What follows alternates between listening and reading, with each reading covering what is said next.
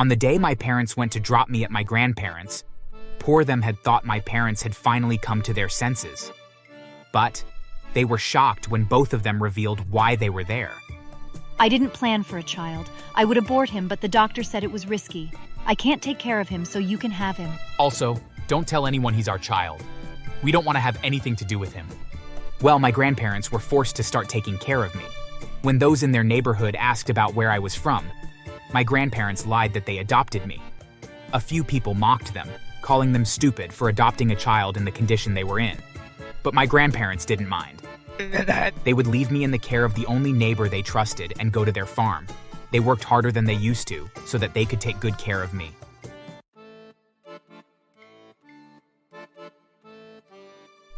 My name is Jasper, and I was abandoned by my own parents 2 years after my birth.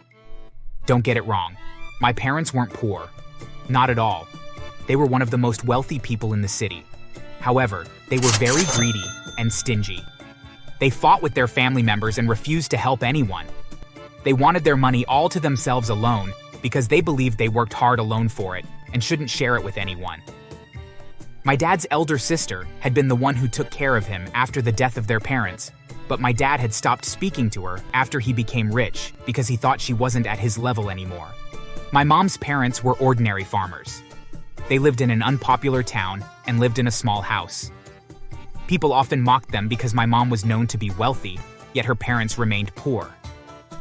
On the day my parents went to drop me at my grandparents', poor them had thought my parents had finally come to their senses. But they were shocked when both of them revealed why they were there. I didn't plan for a child. I would abort him, but the doctor said it was risky. I can't take care of him, so you can have him. Also, don't tell anyone he's our child. We don't want to have anything to do with him. Well, my grandparents were forced to start taking care of me. When those in their neighborhood asked about where I was from, my grandparents lied that they adopted me. A few people mocked them, calling them stupid for adopting a child in the condition they were in. But my grandparents didn't mind. They would leave me in the care of the only neighbor they trusted and go to their farm. They worked harder than they used to so that they could take good care of me. They didn't let me farm with them until I got into high school. Even with the little they had, my grandparents spoiled me with all the good things they could afford. I knew about my parents and how they abandoned me because my grandparents told me everything. I didn't hate them, but I didn't care about them either. After my high school was done, my grandparents confessed to me that they couldn't afford college. We're very sorry, Jasper. We know we failed you, but college is hard and we can't afford it. As you know, farming isn't yielding much anymore. We're very sorry. We hope you understand us and don't feel too bad because we're going to be sad if you do. I felt touched. Unknown to them, I'd applied for a scholarship before my graduation, and I was awaiting a response. I didn't tell them yet so as not to get their hopes high, but I managed to comfort and assure them that I wasn't blaming them for anything. Well, fortunately for me, 1 week after the conversation with my grandparents, I was awarded the scholarship. My joy knew no bounds. I ran all the way from my high school where I got the news to my grandparents' farm. As I reached the farm, I pulled both of them into a tight hug with tears in my eyes. As they watched in confusion, I began dancing. Once I was done celebrating, I hugged both of them again before I finally showed them the letter I received. My grandmother burst into tears as she pulled me into another hug. I'm so proud of you. You, Jasper, are a real man. I'm super proud of you, son. I was even more excited when I read through the letter and found out that they were going to be covering everything for me, including an apartment. There was also an option for a part-time job if I needed it. Of course, I took it. Life in college was a little tough because I had to do the part-time job, but I managed to finish after a few years. Well, life after college better. A company I applied to were so impressed with my result that they employed me to replace the manager who'd recently quit. The position was higher than what I was expecting, and I had to leave our small town, but I didn't mind. Instead, I re-strategized. 6 months after I began working at the company, I employed some men to help with working on my grandparents' farm. By then, I'd already moved my grandparents to the new house I just bought, since I didn't live in the town with them anymore. My salary was huge, so money wasn't a problem. While I extended selling the produce from my grandparents' farm to other towns, I bought another land and began farming more things. Due to the connection I'd gotten from working as a manager at the company, I was able to start selling my produce to some beverages and food-producing companies. I guess luck was on my side because those companies began to refer others to me. And soon, I had to buy another land for farming to meet up with their orders. My grandparents were living their best lives. To make their new house more homely, I turned it into a family house. My dad's elder sister and my mom's younger brother, who never failed to check up on me, moved in with my grandparents. Although my aunt and uncle didn't have any money to support with my growth, they never failed to encourage me and make sure I was doing well. My grandparents were more than happy to have them there.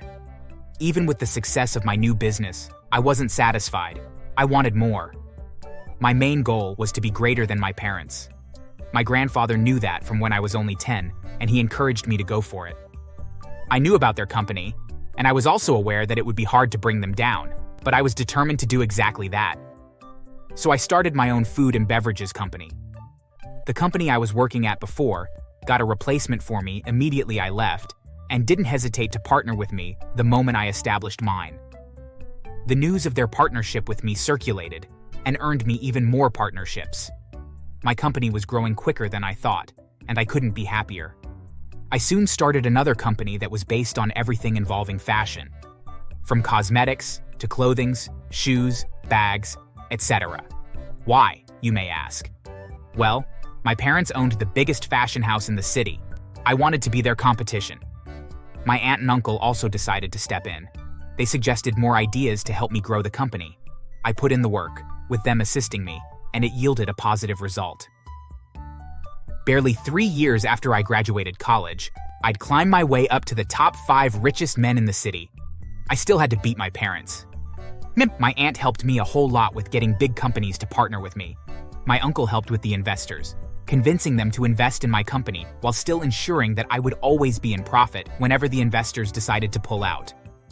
With my family behind me, another year later, I was now right behind my father as the top richest man in the city. Seeing that, my parents grew jealous. They were also scared of me overpowering them, so they came visiting. They couldn't even recognize their own son and regarded me as a normal businessman who they had something against. Mr. Jasper, I see that your businesses have been making waves. Look, you're even the second richest man now. I knew he wasn't happy for me. I sat patiently, my audio recorder turned on, while waiting for when he'd threaten me. After he'd wasted a few minutes with his fake talks, he finally hit the nail on the head. Mr. Jasper, in case you don't know, I'm really dangerous. If you dare to come after me like you've done to other businessmen, I won't hesitate to wipe you off the face of this earth. Remain in the position you are and don't try to be above me. I refused to say a word. After he dropped more threats and saw that I wasn't going to respond, he huffed angrily and stormed out of my office. I knew he'd come again, so I prepared for him. Unfortunately, this time, I didn't expect him to attack the way he did. I'd just finished working that day. Just as I was about to leave my office, my father stormed into my office with 2 hefty men. Have you seen what the news is saying? They're comparing me to you. I won't let that happen. Never. He ordered the men to beat me up. I couldn't shout because they tied my mouth before pouncing on me. My workers were also not suspicious. It was only after they finished with me and left the company that I was found. While getting treated at the hospital, my aunt wanted to contact the cops, but I stopped her and told her I had my own plan. I returned to my company 2 weeks later and received yet another visitor. This time around, it was my mother. She was dressed in a very unappealing dress, exposing 80% of her body. Mr. Jasper, I'm here to remind you who the boss is and why you should stay away from my husband. She was smiling while speaking, making me wonder what she was up to. Before I could speak, she walked over to me, tore the top of her skimpy gown to reveal more of her cleavage. Then, she held me by the collar of my shirt and began screaming and crying at the top of her voice. Eventually, we landed at the station, as my mom had claimed that I tried to rape her. Her husband also rushed to the station and began yelling, promising to let the world know how bad of a person I was. It didn't take long before the news reached the public and I was being painted as a rapist.